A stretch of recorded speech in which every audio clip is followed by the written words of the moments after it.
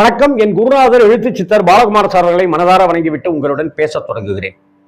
இதயம் ஒரு கோயில், அதில் உதயம் ஒரு பாடல். ஞாபகம் இருக்கா பாட்டு? ஊரோரவா ஆத்து பக்கம் தென்னந்தோப்பு, தோப்போரவா இந்த பக்கம் குருவி கூடு.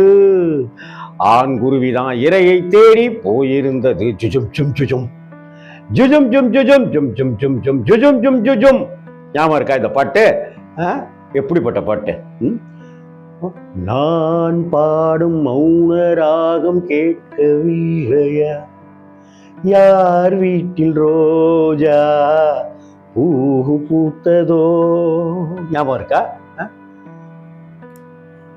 கூட்டத்திலே கோயில் பூரா யாரை இங்கு தேடுதம்மா. கேட்டிருக்கீங்களா? இந்த புறாவை பார்த்துருக்கீங்களா? கோயில் புறா. சரி. வானுயர்ந்த சோலையிலே கேட்டிருக்கீங்களா? இந்த மாதிரி படம் முழுக்க பாடல்களை கொண்டு படத்தை தூக்கி நிறுத்திய இசைஞானி இளையராஜாவின் இதய கோயில் திரைப்படம் ஞாபகம் இருக்கா? இந்த படத்தோடைய டைரக்டர் மணிரத்னம்னு சொன்னீங்கன்னாக்க இன்னும் ஆச்சரியமாக படுவாங்க, யோசிப்பாங்க இந்த காலத்து 2K கிட்ஸ். மணிரத்னம் அவர்கள் இயக்கிய படங்கள்ல இதய கோயிலும் ஒன்று. ஆரம்பகட்ட படங்கள்ல உங்களுக்கெல்லாம் தெரிஞ்சிருக்கும், மணிரத்னம் சார் முதல்ல கன்னட படத்தை தான் டைரக்ட் பண்ணினாரு. பல்லவி அனுபல்லவின்னு. அந்த படத்துக்கும் இசைஞானி இளையராஜா தான் இசை. சொல்லப்போனால் அந்த படத்துக்கு இசைஞானி இளையராஜா தான் அங்கே வாய்ப்பையே வாங்கி தராரு. அதே போல் மலையாளத்தில் உணரு அப்படிங்கிற ஒரு படத்தை மணிரத்னம் அவர்கள் டைரக்ட் பண்ணுறாரு. இசைஞானி இளையராஜாவுடைய இசை தான் எனக்கு வேணும்னு மணிரத்னம் அவர்கள் ஒத்த காலில் நிற்கிறார். ஆனால் படத்துக்கு இளையராஜா கிட்ட கொடுக்கறதுக்கெல்லாம் சம்பளம் இல்லை அப்படின்னு சொன்ன சமயத்தில் இளையராஜாட்ட இந்த விஷயத்த சொல்லி சம்பளத்தை கொஞ்சம் குறைச்சிக்கலாமா அப்படி இப்படிலாம் கேட்குறாங்க. மணிரத்னம் அவர்களுடைய திறமையை எல்லாம் பார்த்துட்டு படத்தை இசையமைக்கலாம், சம்பளத்தை அப்புறம் பார்த்துக்கலாம் அப்படின்னு சொல்கிறாரு. உணரு அப்படிங்கிற படத்துக்கு மணிரத்னம் இயக்கிய அந்த படத்துக்கு இசைஞானி இளையராஜா அவர்கள் ₹1 கூட சம்பளமே வாங்காமல், பரவாயில்ல சம்பளம்லாம் வேணாம் அப்படின்னு பெருமிதத்தோடு கம்பீரத்தோடு விட்டு கொடுத்து, சம்பளத்தை விட்டு கொடுத்து இயக்கிய அந்த படம் மலையாளத்தில் சூப்பர் டூப்பர் ஹிட் ஆச்சு. மணிரத்னத்தை பேர் சொல்லும்படியாக இருந்தது. மணிரத்னம்னு ஒருத்தர் MBA ஸ்டூடெண்ட், நல்லா படிச்சிருக்காரு, புதுசாக யோசிக்கிறாரு. சின்ன பையன், இளைஞர் தான். அவருக்கு நம்ம கம்பெனியில் ஒரு வாய்ப்பு கொடுங்க அப்படின்னு மணிரத்னத்துக்காக சிபாரிசு செய்தார். யார்கிட்ட? சத்யஜோதி ஃபிலிம்ஸ் தியாகராஜன் சார்கிட்ட. சத்யஜோதி ஃபிலிம்ஸ் தியாகராஜன் யாருன்னு தெரியும் உங்களுக்கு. சத்யா மூவிஸ் RM வீரப்பன் அவர்களுடைய மருமகன் தான் சத்யஜோதி ஃபிலிம்ஸ். 3ஆம் பிறை மாதிரியான படம், இன்னைக்கு விஸ்வாசம் மாதிரியான படங்கள்னு நிறைய எடுத்தவர். அந்த சத்யஜோதி ஃபிலிம்ஸ் அவங்கள 3ஆம் பிறை மாதிரியான படங்கள் எல்லாம் கொடுக்குறீங்க, அது மாதிரி ஒரு தரமான படத்தை கொடுக்கறதுக்கு ஒருத்தர் தயாராக இருக்காருன்னு சொல்லி இசைஞானி இளையராஜா அவர்கள் மணிரத்னத்துக்காக PRO வேலை பார்த்தார். மணிரத்னம் மேனேஜர் செய்ய வேண்டிய வேலையை இசைஞானி இளையராஜா செய்து கொடுத்து சத்யஜோதி ஃபிலிம்ஸ் படத்தினுடைய தயாரிப்பை இயக்குவதற்கு மணிரத்னத்துக்கு சான்ஸ் வாங்கி கொடுத்தார். அந்த படம் தான் பகல் நிலவு. அந்த பகல் நிலவுக்கு பிறகும் கூட அந்த படத்துக்கு இளையராஜாவுக்கு வாய்ப்பு வாங்கி கொடுத்ததோட மட்டும் இல்லாம, ஏன் நீங்க இவரை வச்சு ஒரு படம் டைரக்ட் பண்ணக்கூடாது அப்படின்னு கோவை தம்பி மதர்லேண்ட் பிக்சர்ஸ் அந்த நிறுவனத்துக்கிட்ட சொல்ல, அப்ப ஒரு கதையை சொல்லி கொடுக்க, அந்த கதையை வைத்துக்கொண்டு ஸ்கிரிப்ட் மணிரத்னம் ரெடி செய்ய, அப்படி உருவான ஒரு திரைப்படம் தான் இதய கோயில். வழக்கம் போல மோகன், மதர்லேண்ட் பிக்சர்ஸ்னாக்க மோகன் ஹீரோவா நடிப்பார் அல்லது கெஸ்ட் ரோல் நடிப்பார். இந்த படத்தில் மோகன் தான் ஹீரோ. அதே போல இந்த படத்தில் ராதா அம்பிகா 2 பேருமே நடிச்சிருப்பாங்க. பொதுவாக அந்த காலகட்டத்தில் ராதா படமும் தனியாக வரும், அம்பிகா படமும் தனியாக வரும். போதா குறைக்கு ராதா அம்பிகா சேர்ந்து நடித்த படமும் வரும். காதல் பரிசு படத்தில் காக்கி சட்டை மாதிரியான படம் பார்த்தீங்கன்னாக்கா அம்பிகா தனியாக கமல் கூட நடிச்சிருப்பாங்க. கைதிண்டேரி மாதிரியான படத்தில் பார்த்தீங்கன்னாக்கா கமல் கூட ராதா தனியாக நடிச்சிருப்பாங்க. காதல் பரிசு மாதிரியான படத்தில் பார்த்தீங்கன்னாக்கா கமல் ராதா அம்பிகா நடிச்சிருப்பாங்க. எங்கேயோ கேட்ட குரல் மாதிரியான படத்துல பாத்தீங்கன்னாக்கா ரஜினி, ராதா, அம்பிகா நடிச்சிருப்பாங்க. அது மாதிரி இதய கோயில் அப்படிங்கிற திரைப்படத்துல ராதா மெயின் கேரக்டர்லையும், பிளாஷ்பேக் கதாபாத்திரத்துல கதையில அம்பிகாவும் நடிச்சிருப்பாங்க. இந்த படத்துல வந்து கவுண்டமணி அவர்களுடைய காமெடி மிகப்பெரிய அளவுக்கு பக்கபலமா இருந்துச்சு அப்படின்னு சொல்லணும். மிகப்பெரிய சிரிச்சு சிரிச்சு வயிறு புண்ணாயிரும் சொல்லுவோம்ல, அந்த மாதிரி கவுண்டமணியனோட நக்கல் நையாண்டிக்கு அளவே இல்லாம இருக்கும். அவர் பாகவதர் மாதிரி இருந்துகிட்டு பண்ற சேட்டைகள் எல்லாமே ஒரு பக்கம் லூட்டித்தனமா இருக்கும்.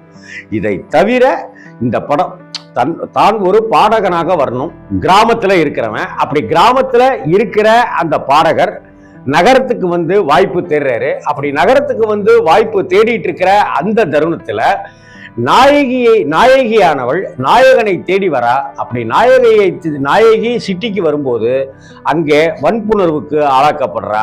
அந்த சமயத்துல தான் அவருக்கு பாடுவதற்கும் வாய்ப்பு கிடைக்குது. அவர் பாடி பிரபலமாகிறாரு, மிகப்பெரிய ரசிகர் கூட்டம் இருக்கு. ஆனால் தன்னுடைய காதலி இறந்து விடுகிறாள். அந்த காதலிக்கு ஒரு சமாதியை கட்டுகிறார். ஷாஜகான் கட்டியது போல மிகப்பெரிய தாஜ்மஹால் கட்டாம ஒரு சின்ன சமாதியை கட்டி அதனுடைய வாழ்க்கையை வாழ்ந்து கொண்டு, மது அருந்தி கொண்டு, தாடியெல்லாம் வைத்துக்கொண்டு, சால்வையெல்லாம் அணிந்து கொண்டு, வசந்த மாளிகை சிவாஜி ரேஞ்சுக்கு மோகன் இருக்காரு. அந்த சமயத்துல தான் ராதா வராங்க. ராதா தண்ணி அடிக்க விடாம தடுக்கிறாங்க. தாடியை எடுத்துட்டு ஷேவ் பண்ண வைக்கிறாங்க. பழையபடி அவரை மாத்துறாங்க. அப்படிங்கிற மாதிரி படம் போகும். கிளைமாக்ஸு என்ன ஆகுது அப்படிங்கிறதான் இதய கோயில் திரைப்படத்தோட கதை. இந்த இதய கோவில் திரைப்படம்ங்கிறது கோவை தம்பி படம் அப்படின்னாலே சில்வர் ஜூப்ளி படம்.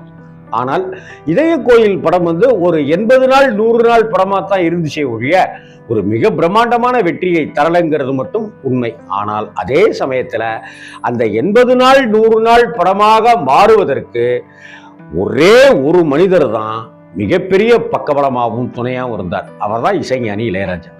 அவருடைய இசையில எல்லா பாடல்களுமே பாட்டு தலைவன் பாடினார்.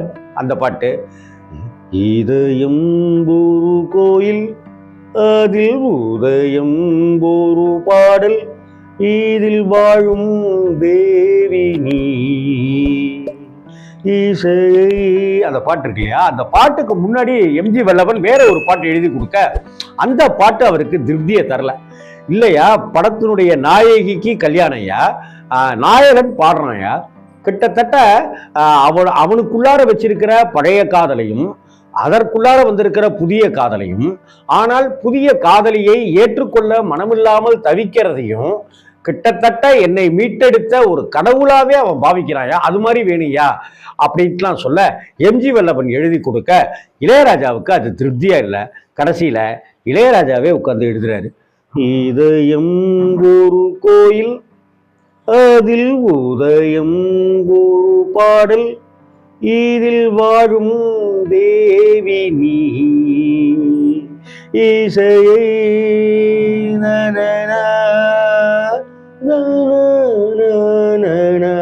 இந்த பாட்டு அப்ப நான் ஆரம்பத்தில் அந்த காலத்துல கேட்கும்போது இந்த பாட்டு கேளுங்க.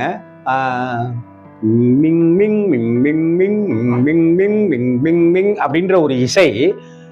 இதயம் ஒரு கோவில் மிங் மிங் மிங் மிங் இசையும் மிங் மிங் மிங் மிங் அப்படின்னு அப்படியான ஒரு சந்தோஷ மியூசிக்கு. அந்த சந்தோஷத்துக்குள்ளாரே ஒரு சின்ன மெல்லிய சோகம் அப்படின்ட்டுலாம் வரும். ஆத்மராகம் ஒன்றில்தான் ஆடும். ஐயோ, கொன்னுடுவார் இளையராஜா. இந்த பாட்டை எஸ்பிபி அவர்களும் பாடியிருப்பார், இளையராஜா அவர்களும் பாடியிருப்பார். ஏனோ தெரியல, இந்த பாட்டை இளையராஜா பாடும்போது ஒரு தனி மயக்கம், ஒரு கிறக்கம் அப்படி ஒன்று வந்துடும். இசைஞானி இளையராஜா இந்த பாட்டை பாடினார், எழுதினார், இசையமைத்தார் இல்லையா. இதுல இன்னொரு கூடுதல் ஸ்பெஷல் இருக்கு. இதய கோயில் திரைப்படம் வெளியாகி 40ஆம் ஆண்டு கொண்டாடிட்டு இருக்கிற இந்த தருணத்துல அந்த படத்தை பத்தி நான் உங்களோட இந்த பதிவுகளை நான் பதிவு பண்றேன். இளையராஜா திரையுலகில் பாட்டு எழுத தொடங்கிய முதல் பாட்டு இதுதான். இன்னைக்கு எத்தனையோ பாட்டு இளையராஜா அவர்கள் எழுதியிருக்காரு இல்லையா. இளையராஜா முதல்ல எழுதிய பாட்டு அப்படிங்கிறது இதய கோயில்ல இருக்கிற இந்த இதயம் ஒரு கோவில் அப்படிங்கிற இந்த பாட்டு தான். எப்படி அன்னக்கிளி இளையராஜா முதலாக இசையமைத்த படம் அப்படின்னு இருக்கும். எப்படி 16 வயதிலே இளையராஜா அவர்கள் முதலாக பாடிய படம் அப்படிங்கிற பெருமையை கொண்டதோ, அதே போல இதய கோவில் இளையராஜா அவர்கள் முதலாக பாடல் எழுதிய படம் அப்படிங்கிற பெருமைக்குரியது. இதய கோயில் படத்தினுடைய பாடல்களை இதய கோவில் சாங்ஸ் அப்படின்னு போட்டு பாருங்க. அந்த படத்துல இருக்கிற அத்தனை பாடல்களையும் ஒரு மணி நேரம் ஹெட்போனை வச்சு கேட்டு பாருங்க. இந்த உலகத்திலேயே ஒரு ஊர்ல ஒரு ராஜா, அவர் பேர் இளையராஜா அப்படின்னு திரும்ப திரும்ப சொல்லிக்கிட்டே இருப்போம். நம்ம இதய கோவிலில் இசை ராஜனாகவே வாழ்ந்து கொண்டிருக்கிற இசைஞானியை இந்த தருணத்தில் வாழ்த்துவோம், வணங்குவோம். 40ஆம் ஆண்டில் அடியெடுத்து கொண்டாடி கொண்டிருக்கிற சத்யஜோதி ஃபிலிம்ஸ் டீமினுடைய அந்த மொத்த குழுவினருக்கும், தியாகராஜன் சாருக்கு, இப்படி சத்யஜோதி ஃபிலிம்ஸ் மூலமாக தமிழில் பகலிலவுக்கு வந்து இந்த மதர்லேண்ட் பிக்சர்ஸ் ஐயா கோவை தம்பி ஏடிஎம்கேவினுடைய மிக முக்கியமான புள்ளி, எம்ஜிஆருடைய தீவிர விஸ்வாஸ் கோயம்புத்தூர்கார், அந்த கோவை தம்பி ஐயாவினுடைய இந்த மதர்லேண்ட் பிக்சர்ஸ், நம்ம மைக் மோகன் சார்னு நம்ம கொண்டாடிட்டு இருக்கிற அவருடைய நடிப்பு, எல்லாம் சேர்ந்து வந்த முக்கியமாக அம்பியாவுடைய நடிப்பு ரொம்ப பிரமாதமாக இருக்கும். ராதா தான் முழுசாக வந்தாலும் கூட அம்பிகா நடிப்பு எனக்கு ரொம்ப பிரமாதமாக இருக்கும். இன்னும் சொல்லப்போனால் அம்பிகாவை அன்னைக்கு தேதிக்கு நிறைய பேர் லவ் பண்ணிட்டு இருந்தாங்க. ஐ லவ் யூ அம்பிகா அப்படின்லாம் சொல்லிட்டு இருந்தாங்க. அந்த கிராமத்து வெள்ளந்தித்தனத்தை ரொம்ப அழகாக காமிச்சிருப்பாங்க. மதர்லேண்ட் பிக்சர்ஸ் கோவை தம்பியின், மணிரத்னத்தின், இசைஞானி இளையராஜாவின் இதய கோவில் இன்றைக்கும் நம்ம இதயத்தில் ஒரு தனித்துவமான இடத்தை பிடித்திருக்கிற அந்த படத்தினுடைய மொத்த குழுவினருக்கும் நம்மளுடைய வாழ்த்துக்கள். வணக்கம்.